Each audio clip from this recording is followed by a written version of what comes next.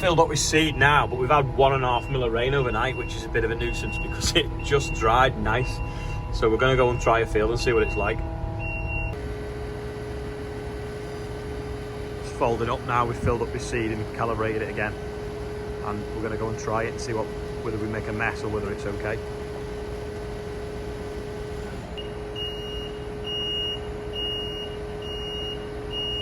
Definitely doesn't fit down the road folded out anyway.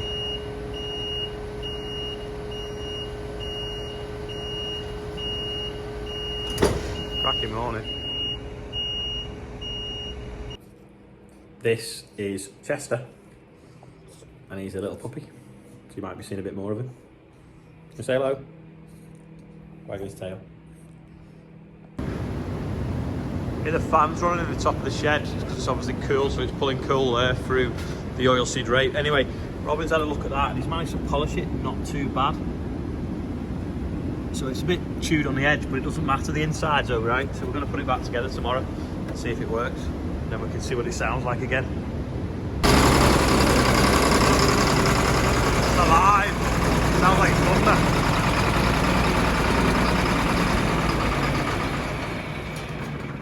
Oh, it stopped. Filter. Took this filter out again. It's full of, just can't see it now, so most of it's fell out, full of sludge in the fuel. Took the valve out the tyres, so letting the air out now. Try and get 4 cleats on the floor. It's a rough guide for how hard they should be. Try and get a bigger footprint because it's just a bit soft on the feel. But otherwise, it ain't doing too bad a job. So he's done this here, then backed up. But looks all right. If you look now, because the air's coming out from high pressure to low pressure, it creates cold. So I think it's the heat within. No, hold on. Let me get this right. Well, I think it's just the air rushing past, and then when it's compressed and it can suddenly expand, it makes things cold. And just like when you squash air, it makes it hot. Yeah, now we've got like a bigger footprint on the floor because the tyre's now wider and sat flatter. So it shouldn't cut in as much. Not that it was anyway, to be fair, but it's best anyway. Yeah, that'll be all right. Yeah, when you squash air, so if you've got air and it's 10 degrees and you squash it into a place half the size, it makes it 20 degrees. If you do it again, because the heat energy is still in there, it's got to go somewhere. So it basically just doubles itself. And then when you let pressure out or something, it does the opposite. I don't quite know what it's actually called, but that's why you get frost round valves, and that's how fridges work as well. I'm pleased with that, to be honest, because it is a big drill, and with it being a little bit difficult conditions, I thought it might struggle, but it's doing a nice job.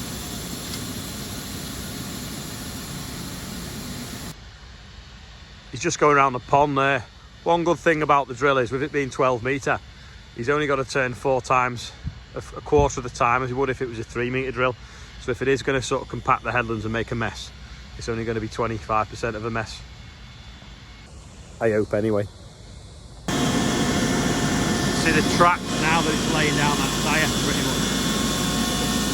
Probably a little tiny bit low. Yeah, someone said that we need a little massive drill behind the MB track for patching up, and I think they're probably right. Be well handy. What happens if you blow in the top of the tank? Like pressurise it, something.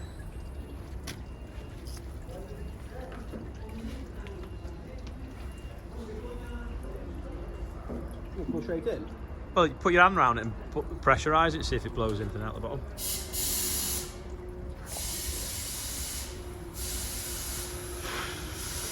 Not really, no. After the fuel pump, drain the tank, put 49.55 on the Sumo, and it won't pick it up. So now we're taking it back off again. Taking Sam some seed, so I've put it in a bucket because I don't like going down the road with it on these spikes in case it flies off or rips, and I don't think you're legally allowed to. Whereas if you can put like a couple in the bucket, it's not really much weight at all really for the bucket, so we'll take it with that. I'm washing out the sprayer now on this stubble across the road where we're probably going to put a cover crop on, but it all depends on if we finish drilling wheat before everything else.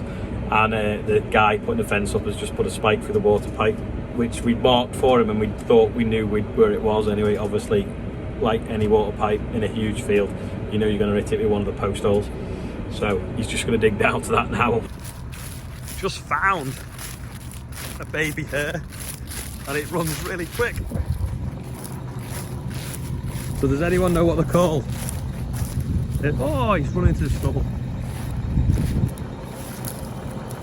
Bit fluffy. I thought it might have sat still and I could have got a picture of it. But it won't. Big convoy of wheat trailers coming in. Joe's bringing some more wheat in. Joe, loving life on the class. Like Caleb.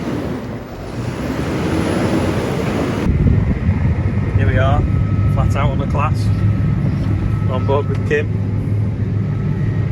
Gonna go and get Andrew because he's not feeling well, so we're gonna bring the tractor back for him.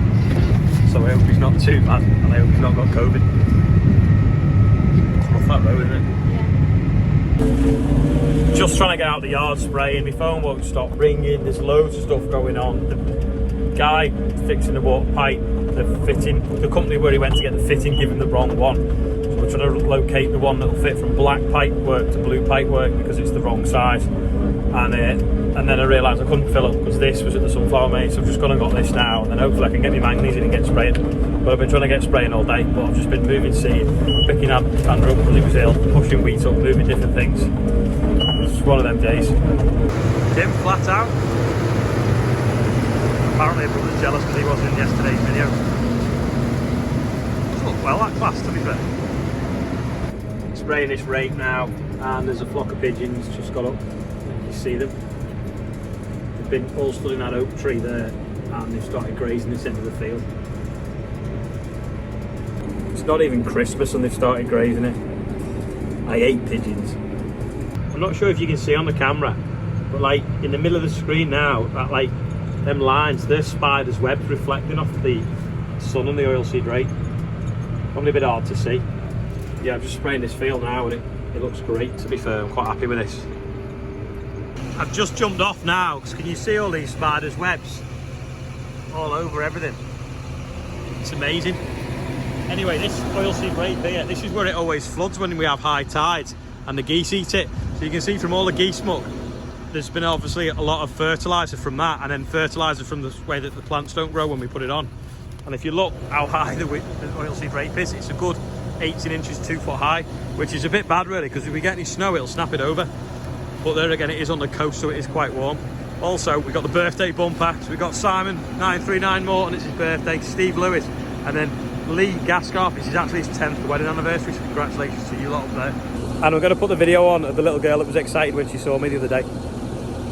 So it's a week that we can then grow and make some money for next year. Anyway, these people should have had a good day. Happy birthday to Michael Swift, Mackenzie Gwynn, or Gwynn Mackenzie, I'm not just sure, because he said give me a birthday shout out, but the name looks backwards to me. Ali Armstrong. He said happy birthday to me!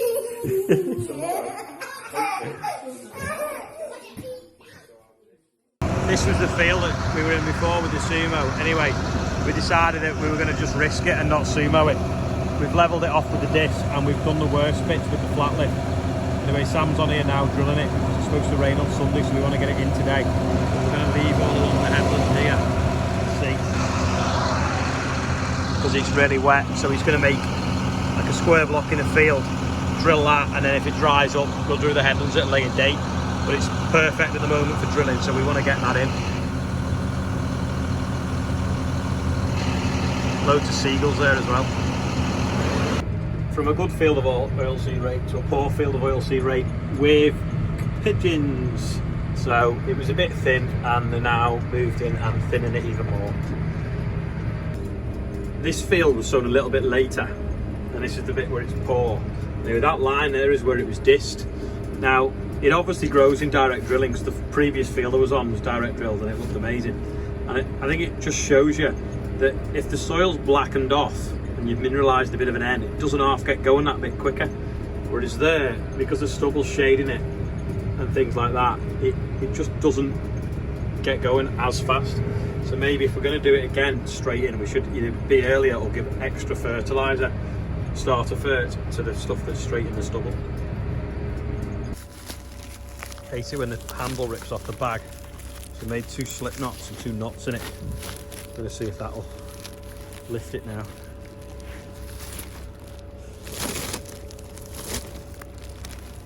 Will it lift?